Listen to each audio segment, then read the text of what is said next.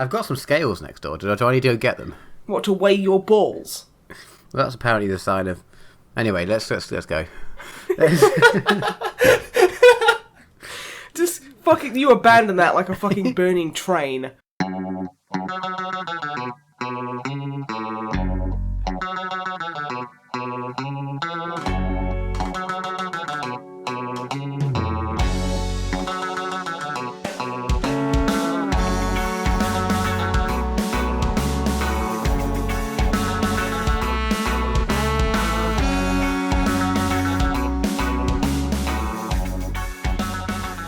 Hello and welcome to episode 40 of the MisanthroPod. I'm Snipe, and as always, I'm joined by Whip. Say hello. Hello. And I'm joined by Le Dremblebem. Say bonjour. Salut. Fuck you. I'm sick of your shit, honestly. How have you lovely gentlemen been? I've been okay. Yeah, I've not been too bad. I'm back in Le France and suffering from horrific travel lurgy, I think. Oh no. Yeah, I saw too many people in one very small time period. You had like a very weirdly scattered convention. Yeah, pretty much. I've got like weird drawn out convention flu. Oh god. How are you, Snipe? I'm alright. I've had like 2 hours sleep, so fuck knows how this podcast is going to go. So, the big news, we released a new Rogue Trader video. Yay! Which was a thing, which is quite cool. Been working on that for the last few months, so that's why there's not been a lot of things going on a lot of the time, because those videos take far too long to put together. Oh, yes. Hundreds of fucking images in those things, zipping about, zipping all over the place. Wrangling, what was there? I think there was 8 cameos in there. Because there was you, Matt, there was... I don't think I count as a cameo, I just occasionally am there. There was also our 2 mods, Plasma Dragon and Longfang, and we also had Alpha Boosa, Remlays, Ego Queen Alexis, Michael from Tactica Imperialis, and Fresh. Yep. And we had to wrangle all of them to get those things out on time. So they did great, though. They did great. It was really nice to have them all agree to actually be in the video. So that was a lot of fun, and I'd just like to echo something that I posted on Twitter a few days ago, because I'm very pleasantly surprised with all of you, because we mention in the video female Space Marines, and the comment section hasn't turned to absolute shit yet. I'm quite impressed, honestly. I think that speaks volumes to our viewers. Yes. Being just like super clever and amazing, but amazingly buff and just rad and everything. And I'd also we have a Patreon. You can... I'd also like to thank the people that we sort of mocked by reading out their comments. Who the ones that have seen it seem to be taking it in good stride. So that's good. We also did a big old drunk stream with you, Matt, and your girlfriend, War Master Ruth. Yes, because chat immediately took to her, which honestly was amazing, because it reminded me of me meeting her for the first time. And I was instantly like, this woman is perfect. I love her. And yoink, she's mine. She's the sweetest, loveliest fucking War Master. She was Ruth the Betrayer for a while. Yeah, very, very briefly.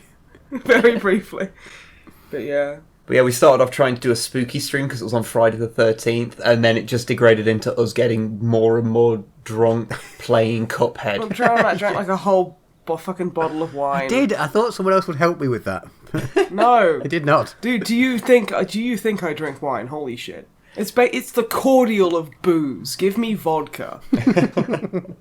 Damn, I drank like a fucking bottle of wine at Matt's mum's wedding, and it was just like, I feel nothing.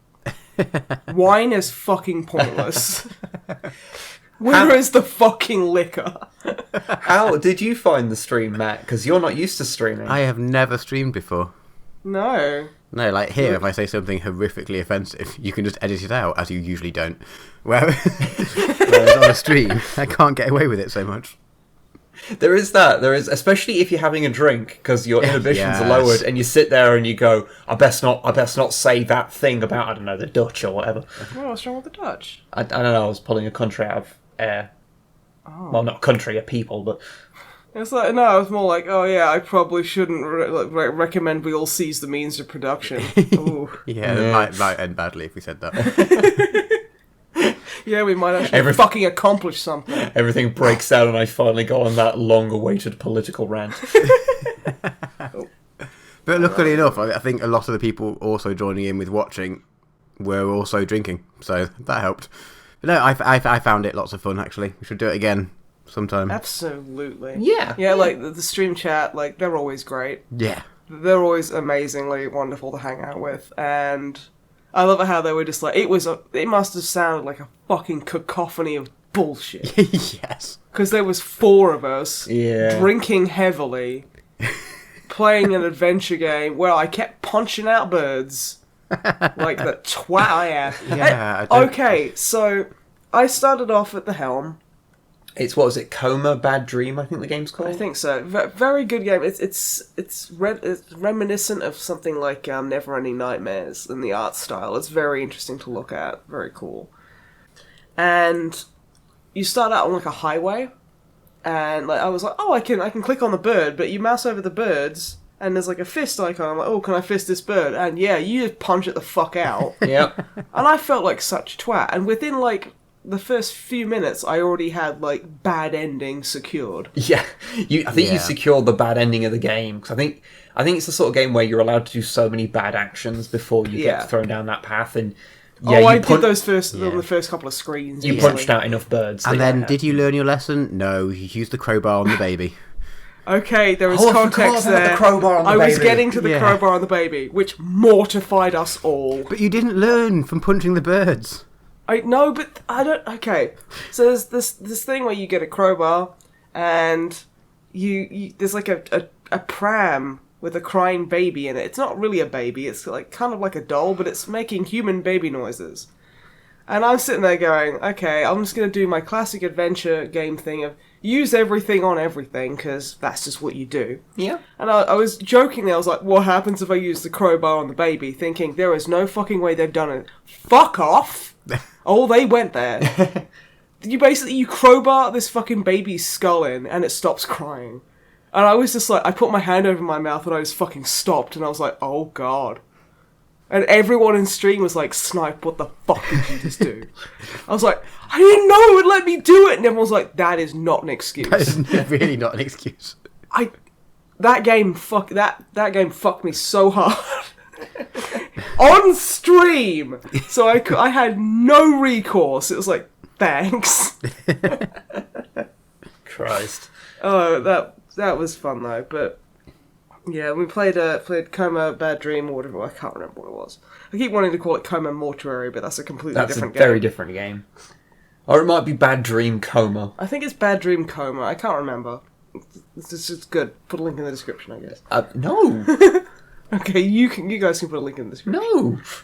Stop telling people to put links in description.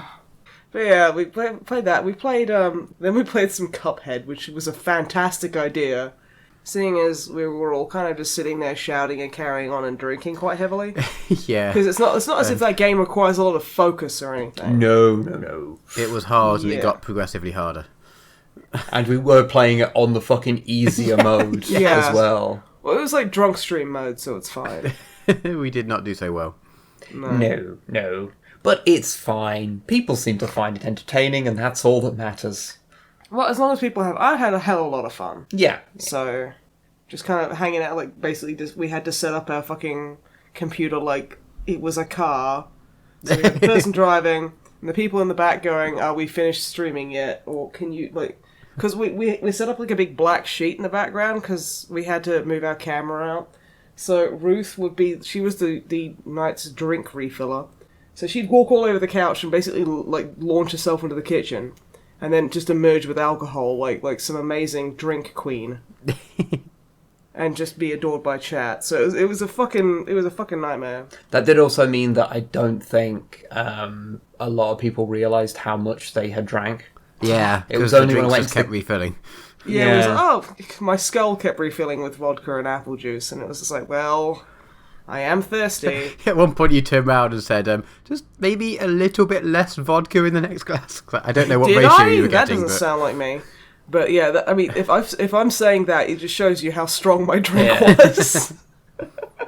Christ. But no, that was a lot of fun. Oh, we did also have our 10th anniversary gig with the band. And so that was a whole lot of slight panic that we might not remember how to be a band. Yeah, I think we coped. Slight panic that I think we pretty much of it. We did fine. Yeah, Apart from that time, like I can't remember what song it was, but I forgot how to play it. you forgot how to play Grannies completely. I just forgot. I could not remember it. Which, considering the entire song is like... That's one of our most simple songs as well. I think for you, considering it's, 3 notes? on the bass, I like think 4. it's... Okay. I think it's like 6 notes in that No, for you. it's- Okay, it's not many notes. Okay, Yeah, I'm talking about the bridge and less everything. than 10, which that's one of the simpler songs we have on bass anyway, and I fucking forget it. Yeah, I had that with... because we once again did our cover that we stole from the other band that we were playing with, Mr. Wolf. of playing Call Me Al. I forgot how to play parts of that as well, even though it's Really? really simple. I honestly I couldn't tell. Not saying that you play badly. I'm just saying that don't worry, other people probably didn't notice either. But considering, we'd not played a gig in about a year. Yeah. Like, that's not too bad, and we had 2 2 practices. And You had 2, I had 1. Yeah, Drama Well, yeah, had one yeah. where he like, Because I was totally not at KFC while the rest of you were doing the first band practice. dude, if I could have been at KFC, I would have been because it's been like a year since I had KFC, and I miss its delicious beauty. But yeah, it was a really fun little gig, so we just arranged it at a small little place. It's actually... we did our first gig there. Yeah, that It was was- just like you, me, and Dicko. Yeah, And we then did, and then the second gig, which I was there for as well. You were, yeah. We did. So yeah, we did our first 2 gigs at this place, Ryan's Bar in Derby. We did open mic nights, was what we did originally, and then Because we didn't have a drummer. what we did for the second one, and you were playing the cajon, weren't you? Probably. The second one. Probably. That sounds like something you were doing. The cajon is a expensive box that you sit on and punch to make drum noises.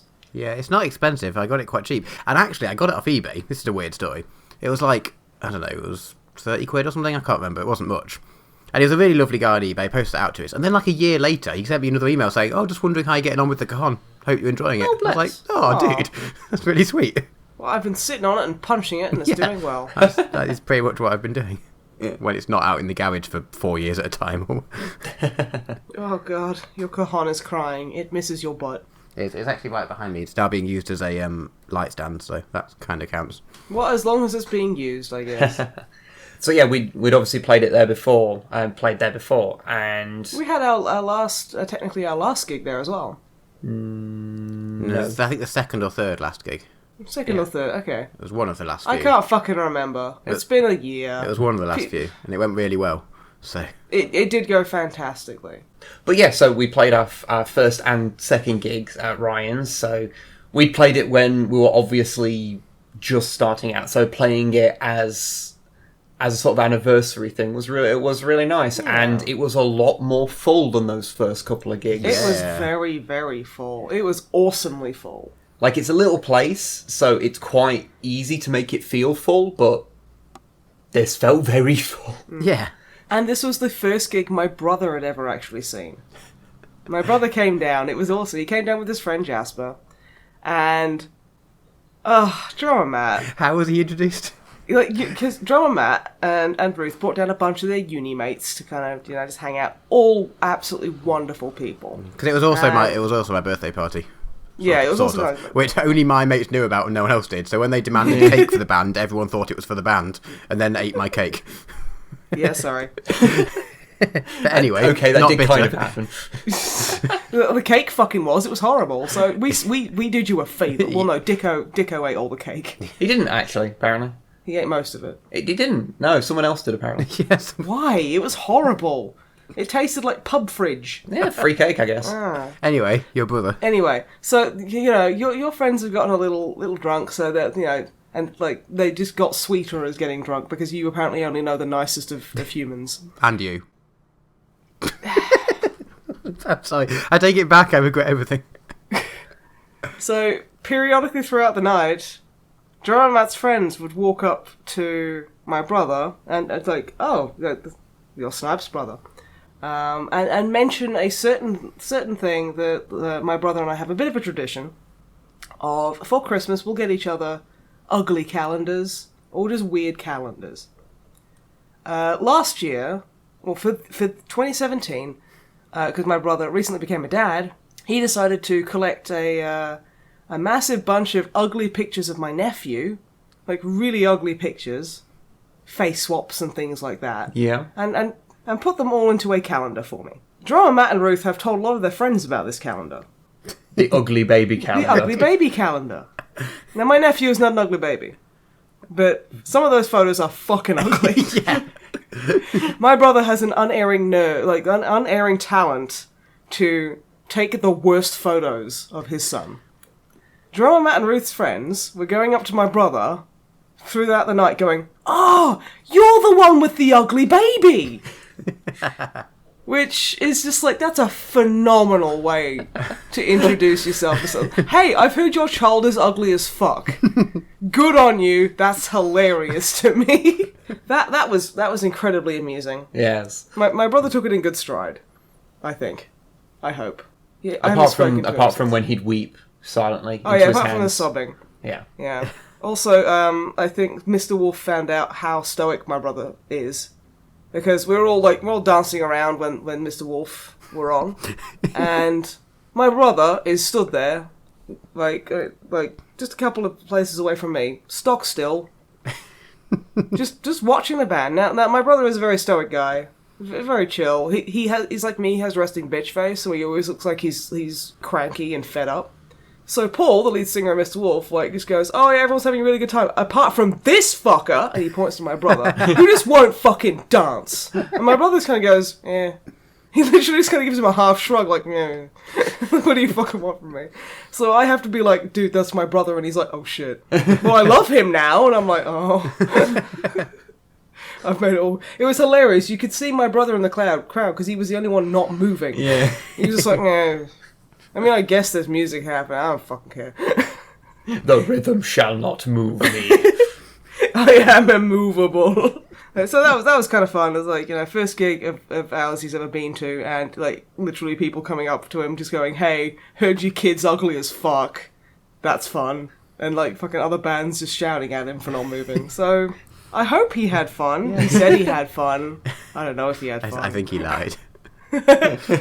Just to spare our feelings. He went home and he was like, "Dear diary, today was such a fucking pain. Today was the hardest of times." It was the worst of times. Speaking of people coming to the gig, we do know that a couple of you guys, and by you guys I mean the people listening to this, not people because you were here, well, of course. Yeah, we were contractually obligated to be there. Yeah. But a couple of people, people who like the channel, did go. As far as I'm aware, the people that did, they all introduced themselves to at least one of us. So, yeah, there was a good few of you. Yeah, so hello again, by the way. Hi. Hi, Snipe and Web here. And we'd like to thank you for coming down and introducing yourselves. It was very fun. It was lovely to meet you all. Thank you so much. The fuck was that? Where you were going, it sounded so like, "Oh, thank you. Oh. Always happy to meet a fan. Always happy. Beautiful." Because I sound like that now, apparently. That's what you sound like. I was just going to say, thank you for coming down. No, it was awesome. It was lovely, like, seeing you guys, like, just shooting the shit, and I got given some dinosaur mounts.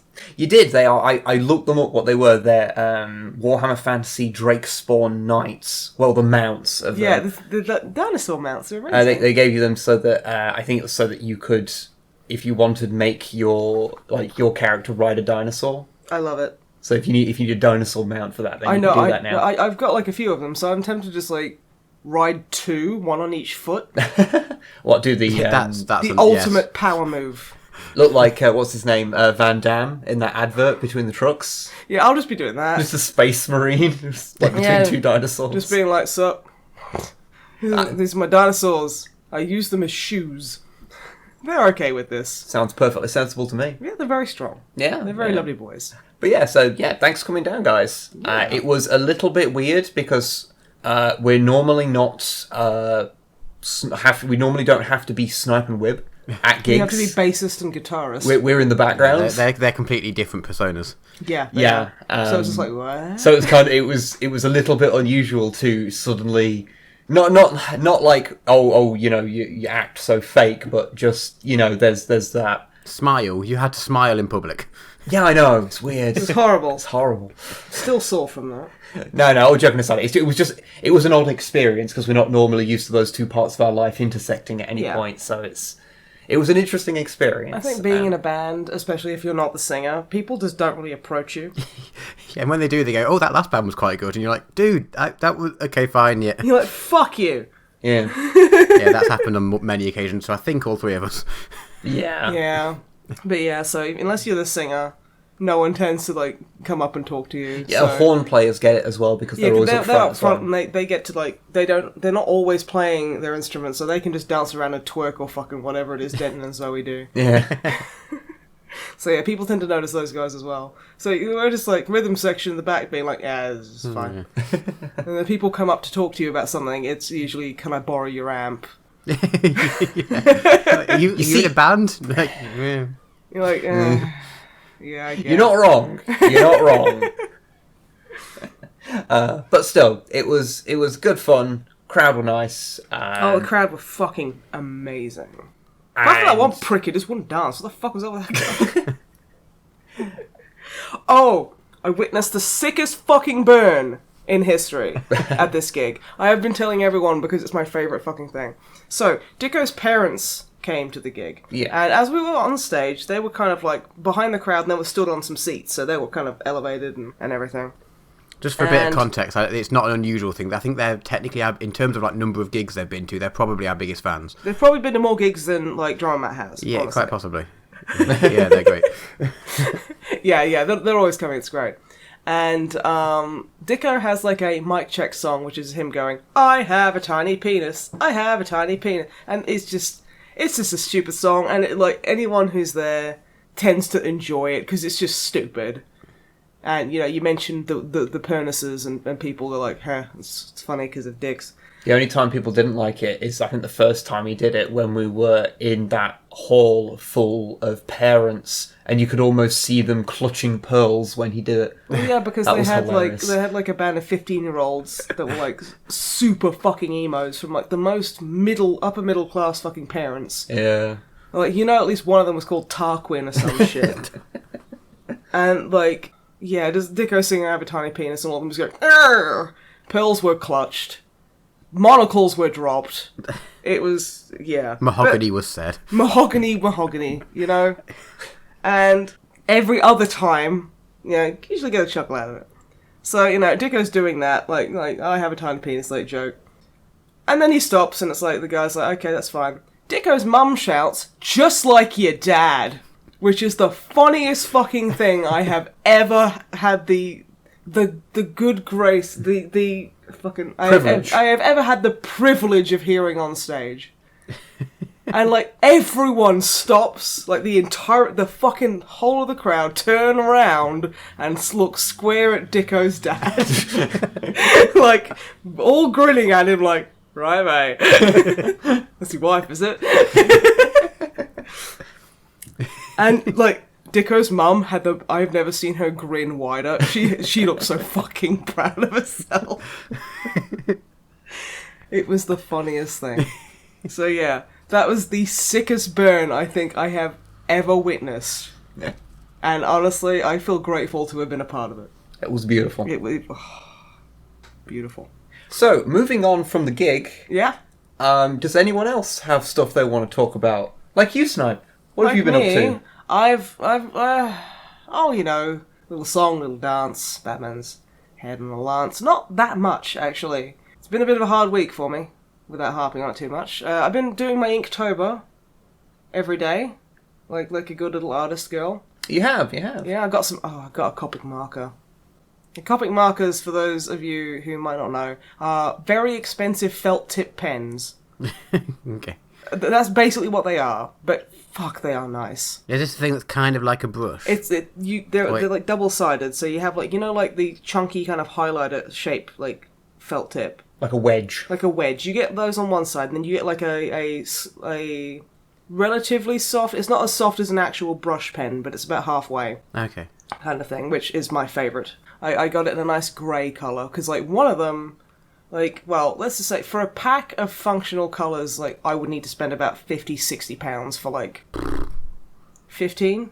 Something like that. Yeah, so they are ridiculously expensive, but they are phenomenally good. So I got one.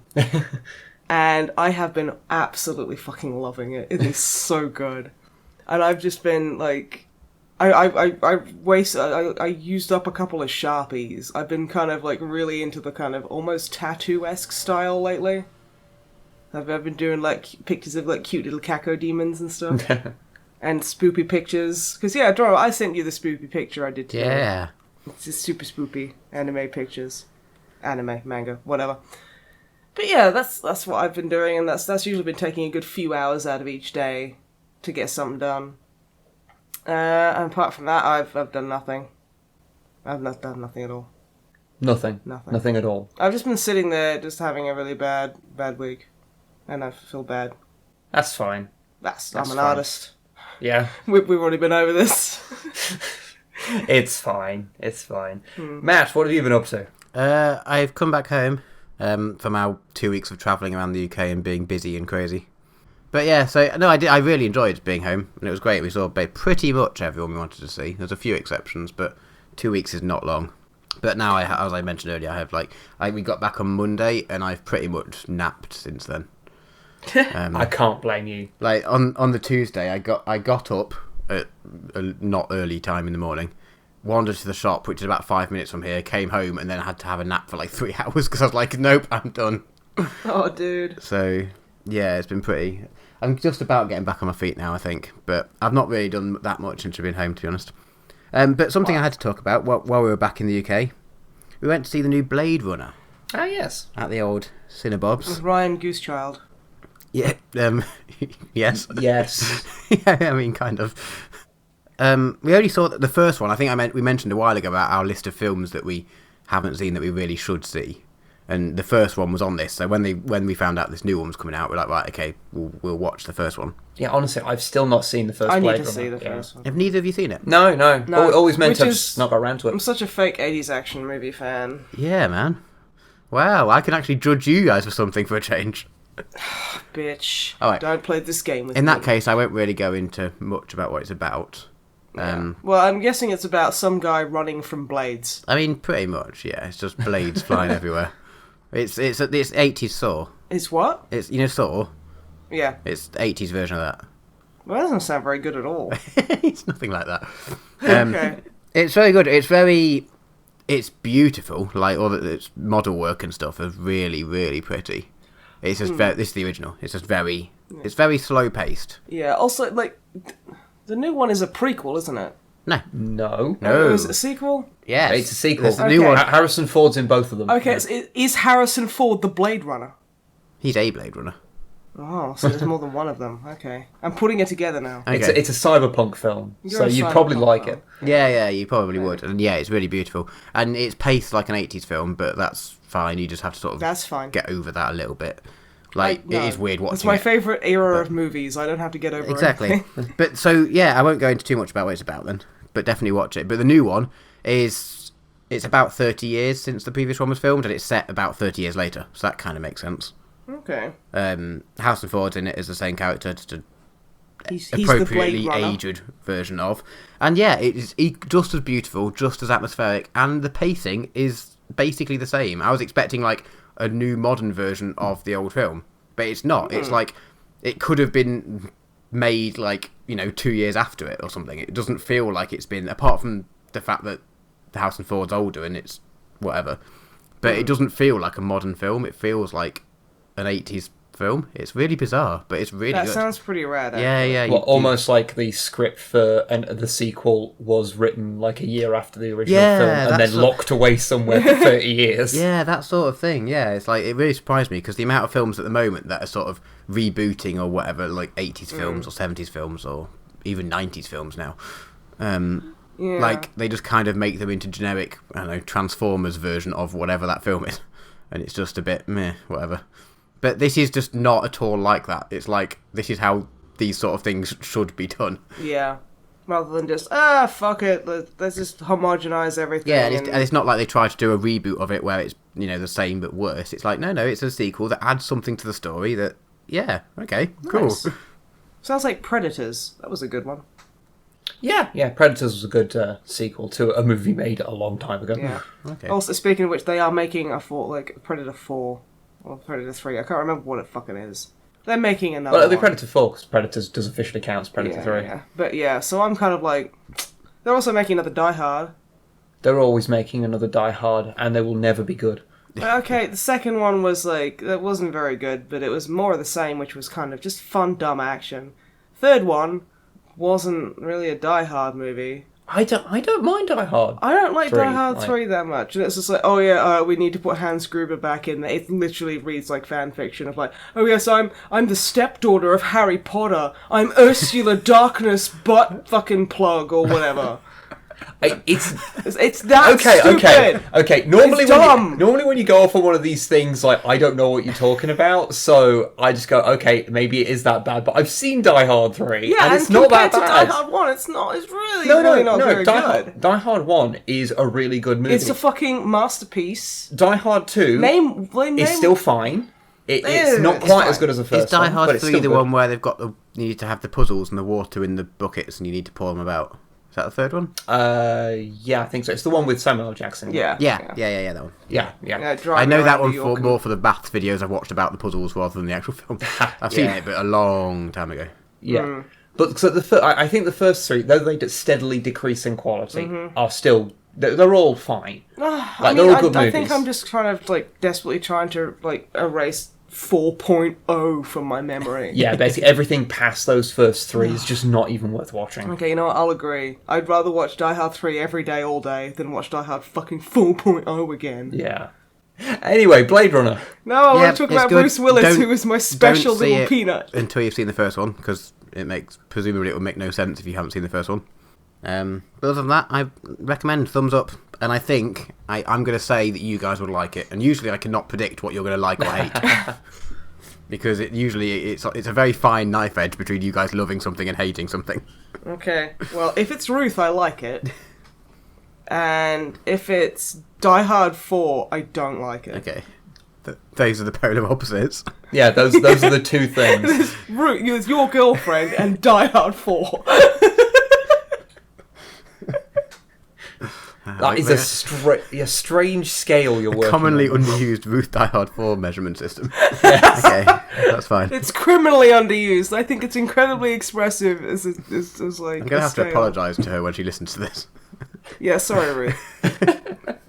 Well, because she's been said in the same breath as Die Hard 4.0. I'm sorry. Please don't send assassins to my house. No one wants to be compared to that, even positively. Well, yeah, I guess. I guess that's the end of the podcast. Oh yeah, Wib, what have you been up to? Star Trek Discovery? Fucking, I don't know. Okay, yeah, sure. I will talk about... not very much. I am joking. Okay, so... Because, so I don't take up the whole rest of the podcast talking about Star Trek Discovery again, I am just going to say one thing about each of the 2 episodes that have been out since the last podcast. What episode are we up to now? 6. Okay. By the day this comes out, the next episode will have come out. Okay. But while I'm recording this, 5 and 6 have come out since the last one. Any better? Basically, all the same complaints that are there throughout the previous ones are there. So, characters not really utilised to the fullest of their kind of ability, and continuity is fucked, and the timeline has many issues, and the tech level is outrageous. And with very, very minor rewrites, this thing could be put post-Nemesis and would make more sense. I feel that they should just put them as just straight sequels instead of... The prequels introduce so many problems. Yeah.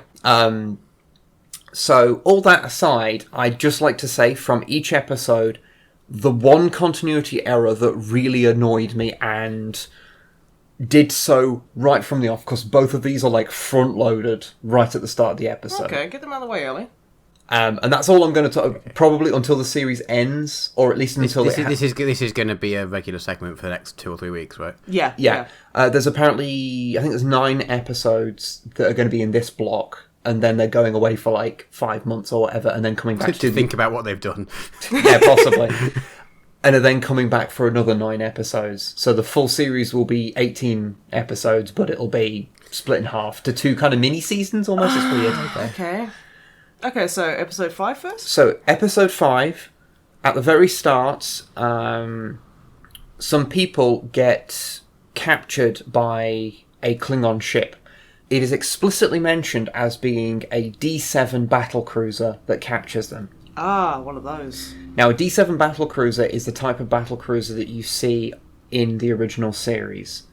You'll know them if you don't know the name, but you know Star Trek, you'll recognise them when you see them. They're a very distinct looking thing. They're basically the standard Klingon ship before Bird of Prey came in. Okay. I mean, there was another one that's very, very similar, but that's from like motion picture era, and that's not worth getting into. But the D7 era, or the D7 one, was a very particular ship. The ship that captures them is not a D7 ship.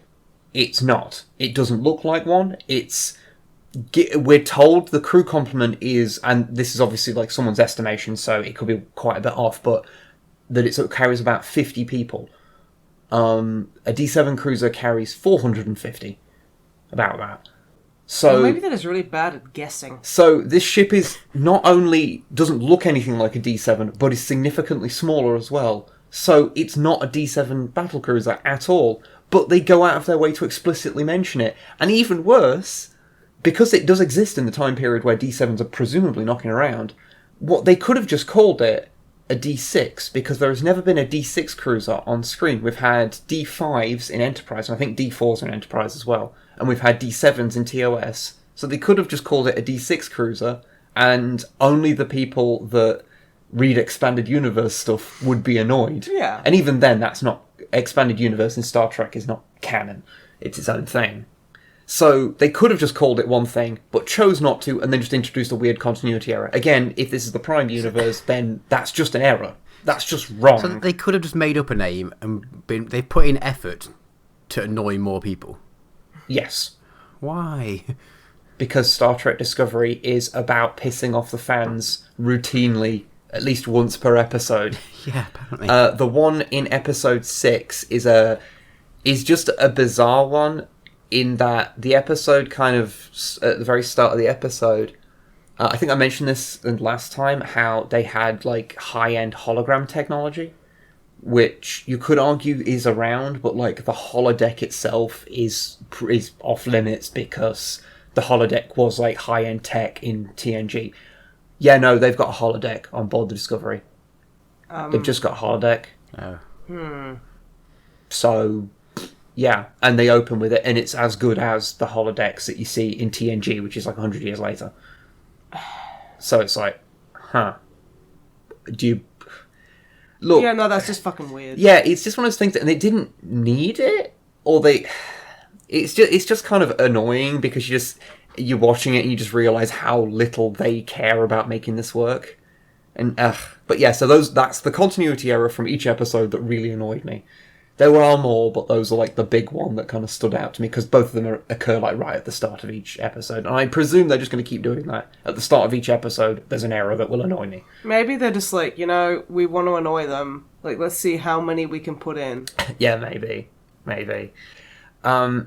Also, and this is of no interest to anyone but me, that the day before we did the gig, we went to see a gig as well. We did, which is the first gig we've paid to get into for years. Yeah. Which is not saying that we never pay and we always sneak in. It's just the fact that if you're going to like a gig a week, you tend to see most of the bands you want to see anyway. Yeah, eventually. But went to see a band called Lightyear, which most people probably won't have heard of, but they were a fairly big in the kind of British ska punk scene in the sort of early 2000s, like late 90s, early 2000s sort of time. And they were doing their 20th anniversary reunion tour, because I first... Just because they had to top us. They had to, yeah. Because I got into them as they were going through like as they were doing their farewell gigs, and so they were all sold out. and this was like 10 years ago. And they've periodically got back together to do like a gig here and there, but it's always been either I can't afford it or it's somewhere where I can't easily get to. So I've always missed it, and so finally got to see him, and it were great. It were great. It were great. There was Morris dancing. There was dicks. There was horses. I hear there was much less nudity than normal, because only one guy got on stage with his dick out. That's the thing. At the time, I didn't know that guy had his dick out. We were standing towards like the middle, and I was like, I'll just hold my phone up and record some of the some of the band. And like as is customary for a gig, the tallest man in Britain came and stood directly fucking in front of me. So I had to hold it really high above my head and just film like the crowd interaction. And then afterwards, Wibb's like, "Oh, that guy with his dick out." And I'm like, "What guy?"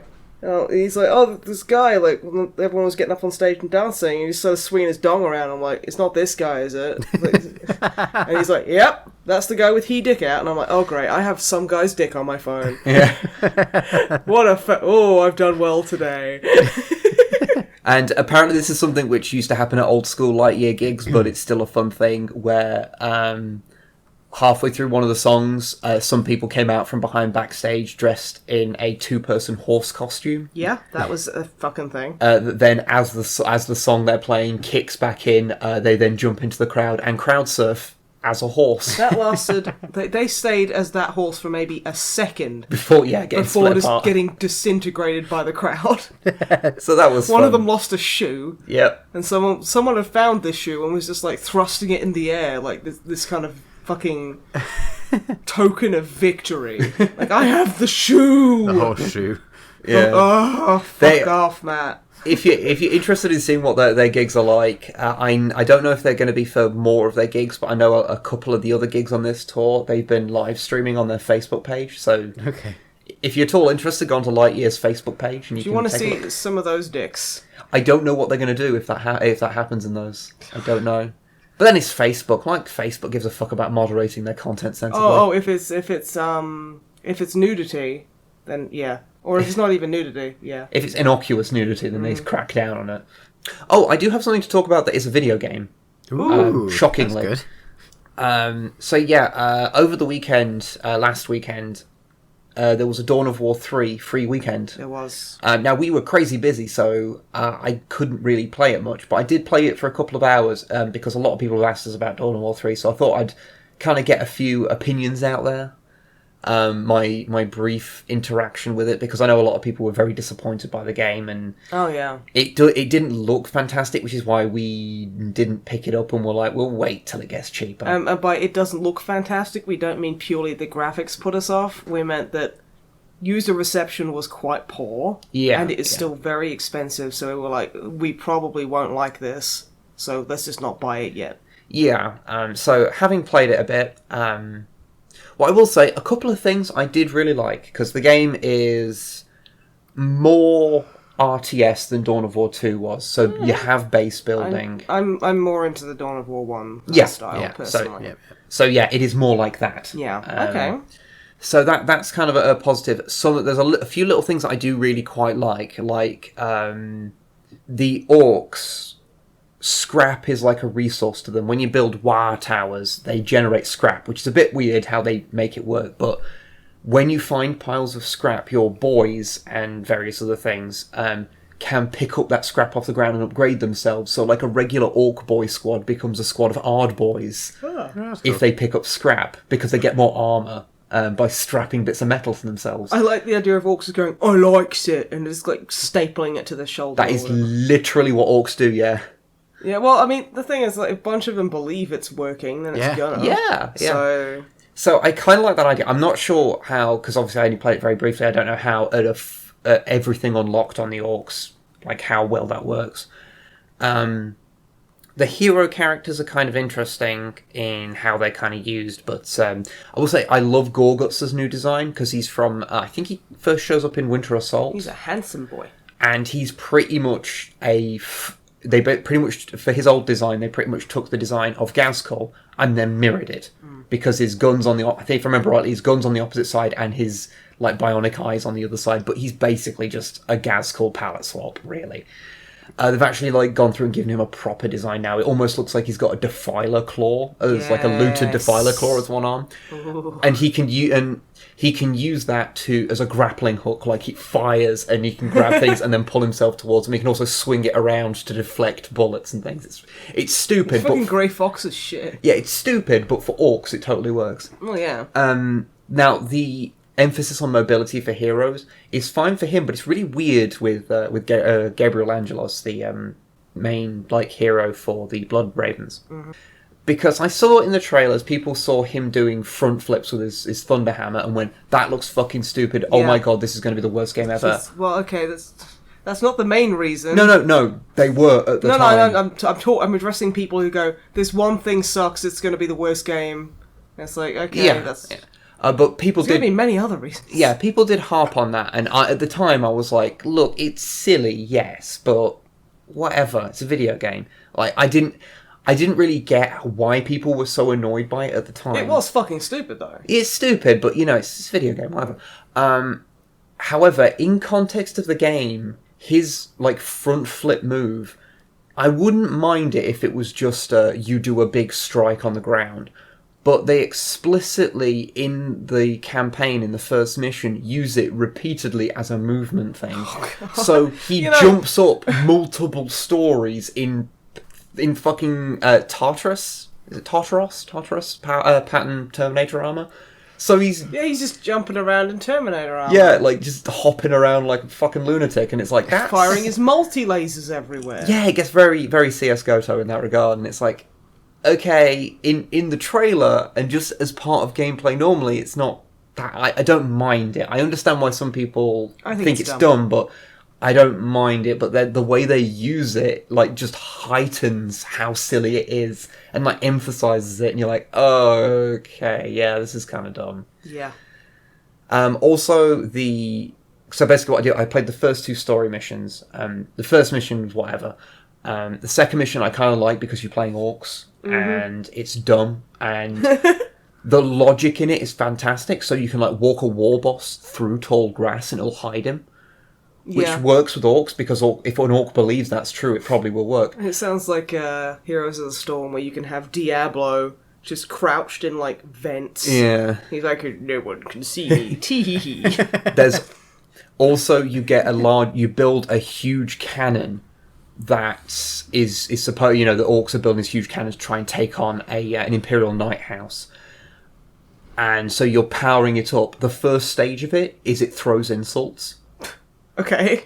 Which is the orkiest thing. Oh, yeah. And then when you do finally fire it, it rips itself from its moorings and shoots backwards. And then they go, that's the best idea. That's how we'll get it back to our base.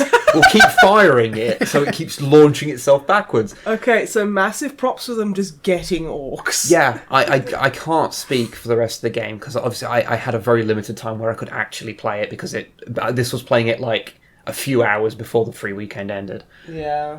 But yeah, I really liked the orc mission in terms of like just being silly. I did unfortunately also play the skirmish mode though, and whilst the regular annihilation mode is fine, it's just regular base building RTS type thing, just a bit much quicker pace than Dawn of War 1, and getting Imperial Knights and just laying waste to your opponent is great fun, I will say. But the other mode, which is kind of the default mode, and I read somewhere that was the only mode when it launched, Power Core mode, can fuck off forever. It's the worst. Okay. It's just really faffy micromanaging nonsense constantly, and I don't know, like if this is just if it's just the Space Marines that do this, because I played played 2 games of Orcs versus Space Marines. And it was 2-on-2, so one AI with me against 2 AIs. But it felt like the Space Marine AI just putzed around for like the first like 2/3 of the match and only became effective in the last third. Okay. So when I was playing the Power Core mode and trying to figure out what the fuck is going on, my friendly AI was just leaving itself open, so I wasn't just yanking on its balls. Yeah, I wasn't just defending myself; I was defending him as well, and so it was just like, this is fucking bad. It sounds bad at AI. Not Same kind of thing happens when I played a regular Annihilation mode, but I knew a bit better how the game worked then, so I was able to sort of get by a little better. But yeah, Power mode is just really annoying. I hate it. It's the worst. Fair enough. So yeah, that's my cursory views on Dawn of War 3 that Oh. came out a while ago, and I have played for 2 hours. Yeah. Well, I mean, I didn't get to play it at all. I'm just fucking busy as shit. Yeah. So I'm living vicariously through you. But yeah, basically, it's reinforced my thought that when it gets... I mean, maybe again when it goes down to 15 quid, because it was 15 quid whilst this free weekend was on. Maybe if it goes down to that again, I might pick it up then. Yeah. But it would be nearly entirely to make a video out of, and that's about it. I'd probably try and play through the campaign mode on my own, off camera as well. But it strikes me a bit as being something that I might not bother to finish. Yeah. No, I get you. But yeah, It's just not wanting to pay like a lot of money to play it for an hour or two. yeah. Although I will give them credit that they did the sensible thing. You know that really amazing trailer that came out? That beautiful fucking grimdark trailer. Yeah, that's the intro movie for the game. I'm glad because that was glorious. It's the best thing. That trailer is the best thing about Dawn of War 3. All of the bonus. I love that trailer. So good. Yeah. It just makes me want a fucking like Dark Souls 40k Yeah, game. you just want that cinematic, the game. That's what Yeah. I want. I think that might be literally what we said when that trailer came out was, I just want the game. Yeah, well, I mean, it's still true. Yeah. It was fucking life-changing. Damn. I would love them to do a more gritty, more down-to-earth Space Marine. The game Space Marine. Yeah. Like, yeah, maybe even with some kind of Souls-like elements. I'd kind of be okay with that. Although you'd probably have to go with like a regular human or something and not a Space Marine to Or make you that could just work. chuck a Space Marine on like a fucking Gene Stealer cult. No, like... You can have some like Tyranid-infested planet so you only get to first like the big nasties. Or like just a planet full of really angry orc boys. But even then, you can put orcs in there. It's not really gritty. It's kind of silly because then they're like, chop the shooty one. You could possibly do something like maybe not as an Inquisitor, but maybe as like one of the henchmen that Inquisitors have, and say you get separated and you're kind of stranded somewhere. That'd be cool. And so that way you could get full character customization. You could have like fucking badass Necromunda kind of like people or whatever you fucking want. Yeah. God, that like the character customization is endless. And then you could fight Chaos Space Marines, and they can be like the bigger enemies, and Those can be the fucking like murderizing boss dudes. basically like that boss fight in Eisenhorn Xenos, but not terrible. No, why did you bring that up? I knew you were going to bring that up. God, fucking damn. But yeah, Dawn of War 3. I just want that It's fine. But Okay. but the other two games in the series, not counting the spin-offs, the other two games in the series are significantly better than fine. So yeah, I guess that's going to be an issue. So I guess that just leaves us with the tricky subject of the emails. The emails. Yeah, we had a fair few again. Good. People should learn that I tend to reply to them all in batch, that either the day of or the day before the next recording. So apologies that if you email from today until about 2 weeks from today, you won't get an email until 2 weeks. I think that's fine. What email address should they be sending it to? They should be Matthew? sending it to onlydrummermatt at snipeandweb@gmail.com. That's right? I can't even remember it myself. I don't know how anyone else gets it right. People are dedicated and they're super hardcore. So. And the link's in the description. Yep. Probably. So what have people been saying? There's a few that I won't read out, but just all basically saying that Drummermat's the best. So they're always nice. I'm gonna go ahead and tell you that you're wrong. You can't tell them that they're wrong. They'll stop Guys, listening. you're wrong. No, there's lots of very lovely feedback as usual. I don't really understand the people that you've managed to get collected around you, because they all seem to be nice. Yeah. Not sure what that's saying, but... Well, have you been anywhere else on the internet? I mean... Okay, you know what, that's fair. Like, That's fair, I get it. yeah.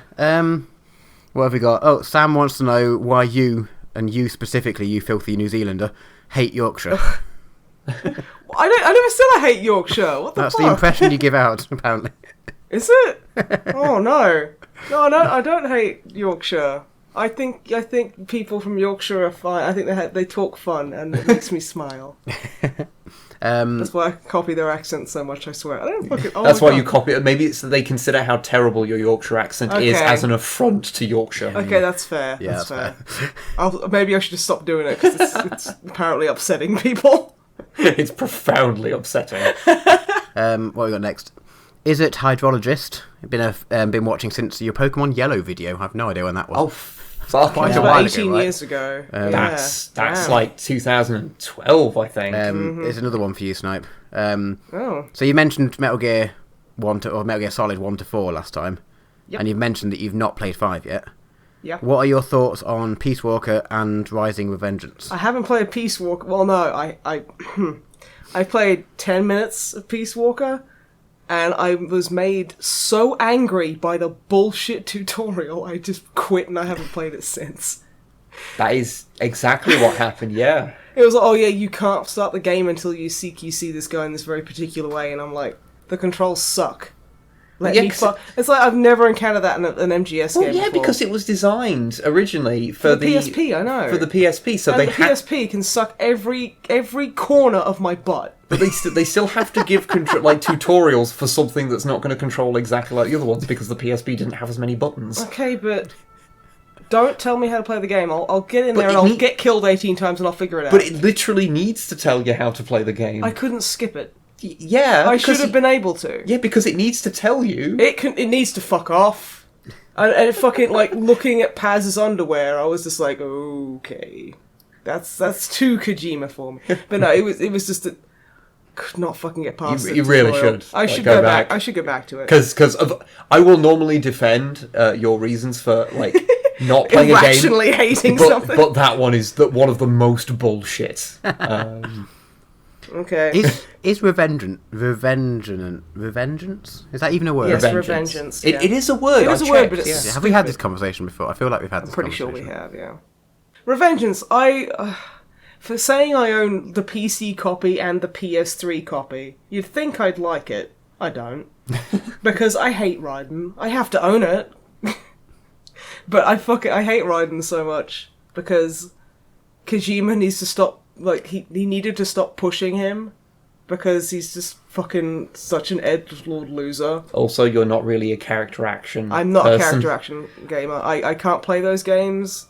I'm bad at them, so I don't like them. So I got through to the tutorial. No, I played like the first like half an hour or so of it, and I was like, this is the worst. I wanted something slightly sneaky, and then you sat there and went, no, why would you expect that? And I'm like, I can hope. Yeah, Yeah, I don't know why you expected it to be like that. 'Cause I played most of it. I got to the Jetstream Sam fight. I think his name's Jetstream Sam. Maybe I'm misremembering. But anyway, I got that far. the guy with the big stupid grin. Most people have a stupid grin in that game. That Jetstream Sam especially. Yeah, but yeah, I quite like Revengeance, but it really annoys me that the game doesn't kind of require you to be any good at parrying until a certain boss fight, and then it's an absolute necessity. Yeah, I mean, don't get me wrong, like, I'm, again, not a massive connoisseur of character action games, but it seemed to do a lot of the genre right. And then, yeah, it got to the point where it's like, oh yeah, you can't pass this boss unless you're good at parrying. Sorry. Which is kind of like, that's kind of a bit of an oversight. I ain't gonna lie. It's not so much that it doesn't tell you how to parry, but You don't ever have to do it. yeah, you can just completely ignore that mechanic until that point. So, yeah. And also, I did like the fact that it was kind of a crossover with Blade Runner. Because you have the famous sidekick character Blade Wolf from Blade Runner. Oh, yeah. In Metal Gear Revengeance. I thought that was actually... That kind of came out left field there, but I guess it makes sense with the whole cyberpunk, so it does fit in. Yeah. So it's really weird that it's in canon with Blade Runner. That film that you've seen. Yeah. That film that I've seen with the Blade Runner and Blade Wolf. And don't forget Blade Runner's classic catchphrase, if you believe in yourself, you don't have to run away from blades. What's the next question, Matthew? 2 hours. We've got a couple of emails from various inquisitors. Oh, okay. We've got Inquisitor Grox. They want I'm sorry, Inquisitor Grox. Inquisitor Grox. Okay. They want Yes. to be a veteran sergeant in the chapter because they're the real badasses. So I don't know whether it's... We don't have veteran sergeants. Well, we have captains. Maybe you I do guess if now. they want- I don't know. No. No? I don't. The Inquisition can come. They can come down to oh my goodness and fucking they can tell me, and we're gonna shoot them out the fucking sky because fuck the Inquisition. But not really. Please don't get angry at us, the Inquisition. Okay. We're totally Codex compliant, but not too Codex compliant because that would be heresy. No, that's not true at all. Well, we can't treat the fucking Emperor like a god, which we don't do. Okay, maybe I've been telling all of our captains that wrong. Yeah, I think so. Oops! This is why we're not Codex compliant, because I've been spreading misinformation. You've been telling the Emperor's totally got... Most Marines don't believe that. Well, that's good. They're like the ones in the Imperium that don't know that. Well, he's just... No, it's just we can't be too Codex compliant. But that's not a thing. It is in our chapter. You can't be too Codex compliant. I think you can be. It's one of those things... Because then you're a boring, loser. Then you get into a competent chapter. Yeah, and that's not what we are. There is only compliant and non-compliant. It is a binary state. I don't know. Some sort of quantum binary, I don't know. Yeah, quantum binary. They're working on a modelling up and painting a Death Watch Marine for the chapter. Nice. So far, they've nice. got a That's Thunder Hammer rad. and a something. What should they have a shield or dagger in their other hand? Shield. I do like the Thunderhammer shield combo. They are shields. Ooh, they look good. Yeah. It's very good. Yeah, there you go. That's my vote. I vote for shield. Yeah. Okay, well, the next question was what Daka, because I think they might have assumed you were going to say Daka, but okay, fair enough. Shield it is. Okay, the Daka is a shield. Okay, it's a shield that shoots more smaller shields. And those shields shoot, I don't know, deep-fried codexes or something. Why not? Next Inquisitor, so we had a inquiry last time about our using of protonids / dinosaurs, and whether that was heresy. No, I don't know what those are. It's been approved, it's all fine, we're all good to go. Oh, good, okay. Yeah, Good. so that's fine. That was Inquisitor Leon Andrews. We're all Okay. good there. So, Oh, good. Well, so then they've just got a bunch of D&D questions, surprisingly enough. So on board for that. What have we got? Loyal Terminator started playing D&D 2nd edition a few months ago, so they're way more fancy. hardcore than us.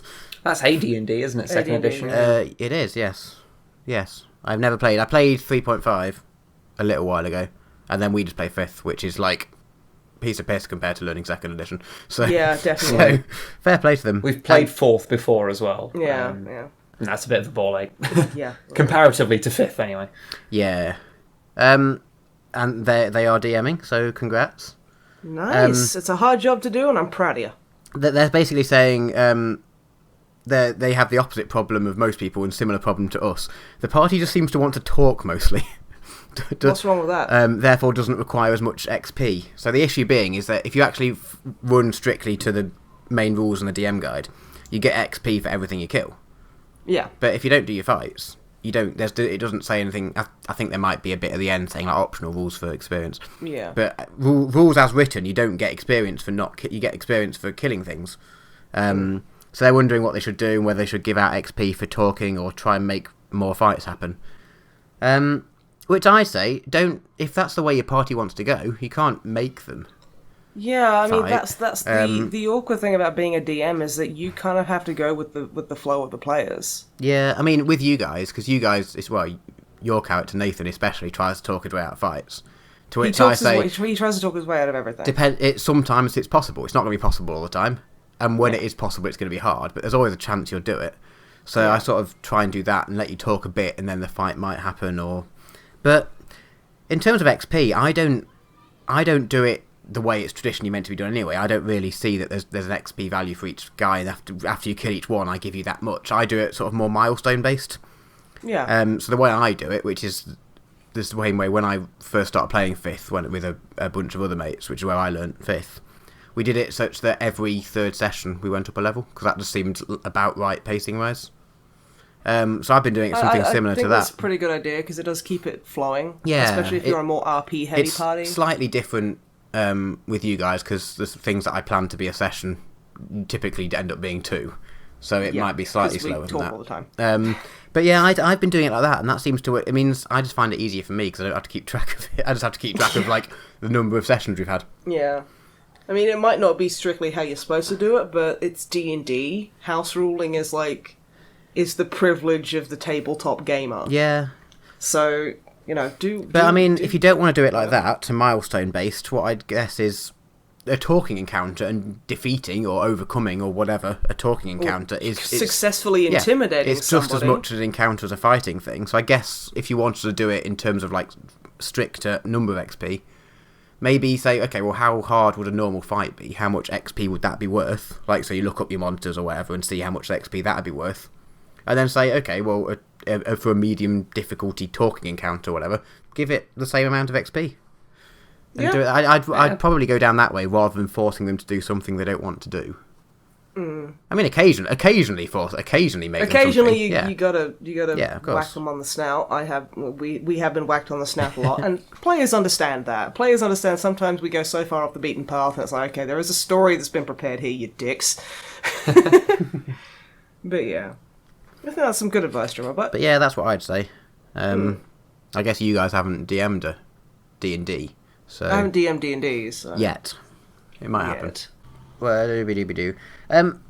E1F asked how to get into D&D, such like making a character, DMing, what essential items you need. And I guess we've never really spoken about that sort of thing. No. So I did send an email back to them, but I think the best answer is just the starter guide. The starter box is it's about 15 quid nowadays. You can get it on Amazon. Maybe 20. It's between 15 and 20 quid, or presumably your regional equivalent. I assume it's relatively cheap anyway. And with that, you get a pre-made adventure with guides for how to DM and what you need to do as a DM. You get player rules for how to get through the first few levels of a player, and some pre-made characters, and I think some dice. So it's pretty much everything you need, and it's written from the point of view of assuming that you've never played before. Yeah. And they improved the 5th one from the 4th edition one, because we've got the 4th edition one and it's shit. Yeah, I've heard good things about. I've not got it. I've heard good things about 5th. Okay. Because the 4th one not only did not include several things you needed, but if you followed it through, it didn't actually contain because I think it had a thing of you had to say what kind of character you wanted, and you went through like a checklist, and there was no way to be a cleric.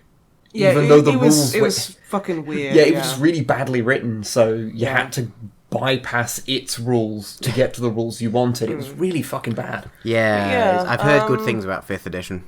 Okay. Well, I mean, if 5e is very, very good, especially for new players. I think it's phenomenal.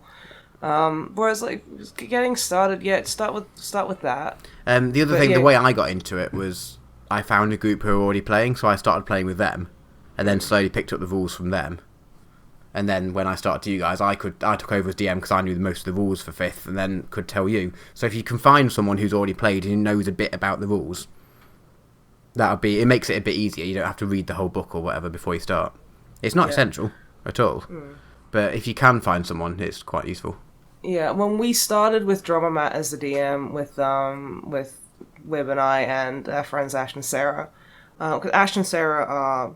They were not really tabletop gamers, so we kind of had this big session where we all kind of sat down together, and Drummer Matt would go through segments in the book and go, okay, we are now rolling for ability stats, and we'd go through and if anyone had any trouble, and kind of basically like a bit of a school lesson. Yeah, we sort of made a character. So yeah, that's my next thing I was going to say is after a step advanced from the starting box, and if you want to make your own characters between your group. I'll get a copy of the player's guide, because it basically talks you through making characters in sections, and it's relatively straightforward. I mean, there's quite a lot to it, but it sort of guides you through a nice step. And it also says it can be overwhelming. Yes, it can be. So again, if you've got someone who knows what they're doing, it'd help. But you can just go through it step by step, and the player guide's pretty good. And that gives you most of the rules for playing as well. So I guess that's the best way. And then also, the other thing I said was just, if you want to get into a feel of, what sort of things you can do in a game, is just get onto some streams or some videos or some podcasts. Yeah. Critical Role and Acquisitions Incorporated are the two I've been watching. I've been meaning to get up on Critical Role and whatnot. I mean, I tend to watch I watch people like Matt Colville, and Spoonie / Noah Antweiler doesn't really do many videos anymore about D&D, but I like hearing about Game Tales because I'm definitely more of the RP kind of side of D&D player, rather than the more crunch, fighty, punchy player. So yeah, it might be incredibly overwhelming, but the biggest hurdle is just starting. Yeah. So yeah, just even if it's massively confusing and you'll probably get things wrong, it's fine. We're still getting things wrong. So don't feel bad about it. Just go for it and just try your best to have fun with it and just to not be massively intimidated. I mean, especially if all the people in your group are new. Then you'll all be fucking up, and it's fine. Yeah, you'll all be fucking up. And you'll come out with funny stories of, oh yeah, the rogue forgot they could stealth. So, fucking Ash, picking the lock that was already unlocked. Yeah. It's just, they're funny stories to kind of flesh out your characters and just to kind of remember on your D&D journey. The mistakes can often flesh out your character's personality. Yeah. Absolutely. So, they can really help kind of, like you said. Because characters end up gaining neuroses about things that they've done wrong in the past. Like getting axes stuck in doors, or, missing with every javelin or axe throw. Or falling down stairs, or nearly getting, murdered by goblins that one time. Okay, that keeps happening, honestly. I keep nearly getting murdered by everything. But no, don't be afraid of mistakes. They can be a lot of fun, or just a lot of fun to talk about. I can't forget about the time I forgot about this, or I did this instead of this. So, yeah. And best of luck, because you're gonna do great. Don't worry about it. Yeah, at the end of the day, it's fun. Once you get going, you kind of forget that you were a bit nervous. Yeah, which is quite nice. Last one, Damon asks if we'd ever run a sci-fi setting in a role-playing game. We'd like to play some cyberpunk. And yeah, what sort of premise would it be if we did want to do something like that? I'd honestly really like to play either Rogue Trader or Death Watch at some point. Oh yeah, would like that. That'd be cool. You could argue that Call of Cthulhu is sort of a sci-fi thing. Yeah, sort of. In that, because it's kind of like science and magic, mixing. But it's just in the past, so it doesn't feel like a sci-fi. I mean, obviously we've played that. I mean, really, it's really just about the game. Because I know there are a lot of different sci-fi RPGs out there. Play a Star Trek one? Yeah, I mean, there's Star Trek and Star Wars both have their own ones. I don't know if Firefly has one, but running a game in a Firefly type setting, I'd like that. I think that would be actually because I feel like that'd cool. be, you'd run it very similar to D&D in the sense that there's sort of no, I don't know, just going off and doing your quests and doing your things, but you just have a few guns instead of magic sticks. It is kind of basically space D&D, let's be honest. I mean, I imagine that's what Rogue Trader's like as well. Yeah. This is Rogue Trader, the role-playing game, not Rogue Trader, the role-playing game / tabletop hybrid that was first edition. Because there is the separate role-playing game that exists now. I think Fantasy Flight put it out. Mm-hmm. And yeah, you are just a group around a Rogue Trader. See, the name of this one makes sense, unlike first edition 40k being named Rogue Trader, which makes no sense. Yeah. I've also wanted to play Shadowrun. Shadowrun's one of the other cyberpunk ones, isn't it? I've heard so many good things about that. And, I don't know, having metal arms sounds pretty rad to me. Yeah. I mean, sitting there going, I want a cybernetic butthole. A scope. I don't know why you'd want that. Well, I could, if the DM had let me. But yeah, I'd be totally down for playing a sci-fi one, largely because ultimately I don't generally like fantasy.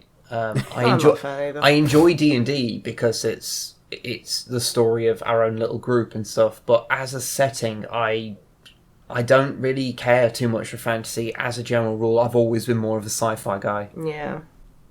No, I'm the same there. It's like I don't actively hate like fantasy settings. I'm just kind of like, If I'm I'm given indifferent to them. If I'm given the choice, I'll always be the Mass Effect over the Dragon Age. I'll always 40k over fantasy. You know, it has to be pretty special for me to enjoy it. Like, you know, The Witcher.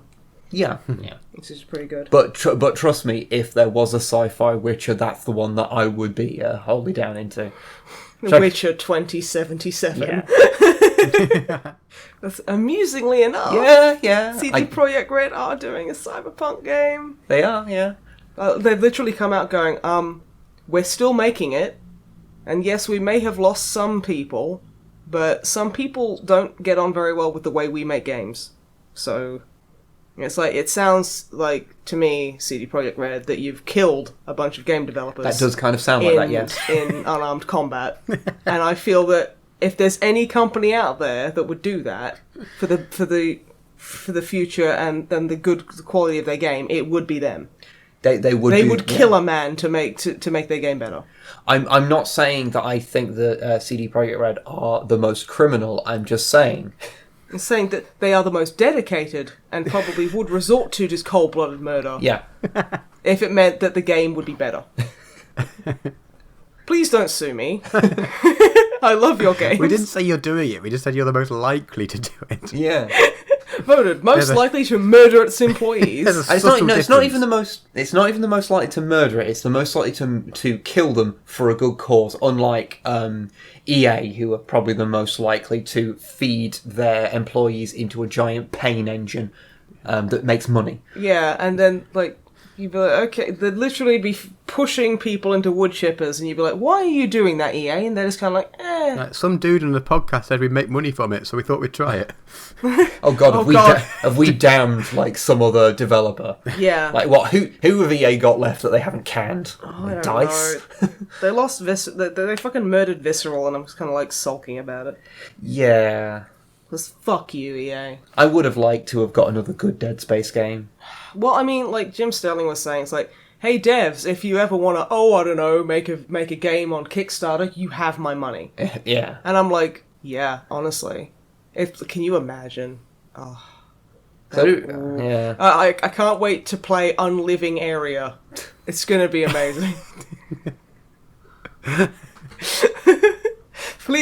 Please call it Unliving Area. You don't have to pay me for that. That one's for free. Just put my name on it. Snipes, Unliving Area. I don't want a game about your living area.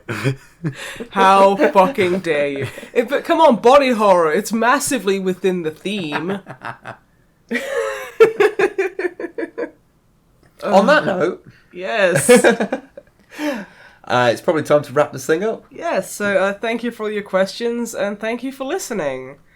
And I look forward to Kickstarter. I hope I can rely on your donations for my new video game on Living Area. Goodbye, everyone. Goodbye. Bye.